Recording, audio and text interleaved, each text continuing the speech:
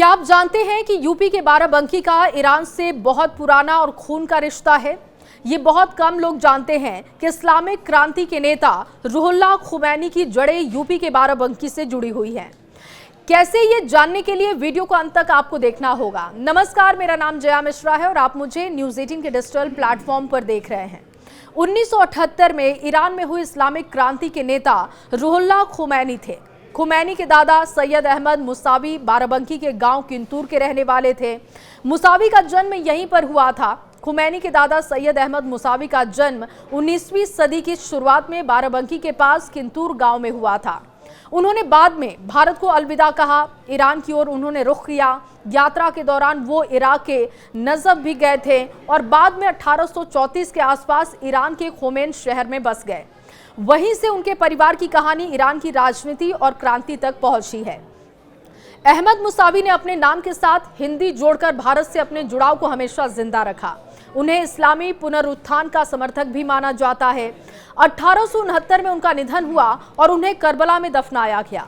उनके पोते रुहुल्लाह खुमैनी ने आगे चलकर 1979 में ईरानी इस्लामिक क्रांति का नेतृत्व किया और ईरान को एक धर्म तंत्र में बदल दिया।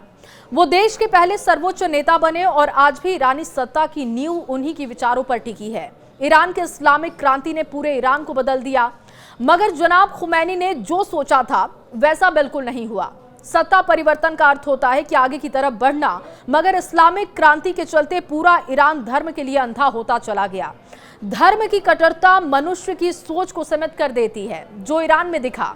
इस्लामिक क्रांति के कारण ईरान पूरे मध्य पूर्व में अकेला पड़ गया। चूंकि ईरान में शिया मुसलमान 90% से ऊपर हैं, इसीलिए सुन्नी उनसे कटते हुए चले गए।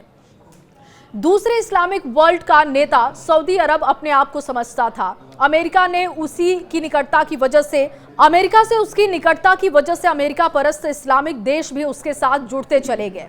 इस्लामिक वर्ल्ड में अकेला पाकिस्तान ही परमाणु शक्ति संपन्न है और उसने भी सऊदी अरब से अपनी निकटता बना ली और ऐसे में ईरान बिल्कुल अकेला पड़ गया। 1979 में शुरू हुई अमेरिका के साथ ईरान की झड़प आज तक कायम है और अब तस्वीरें कुछ और कहानी बयां कर रही हैं।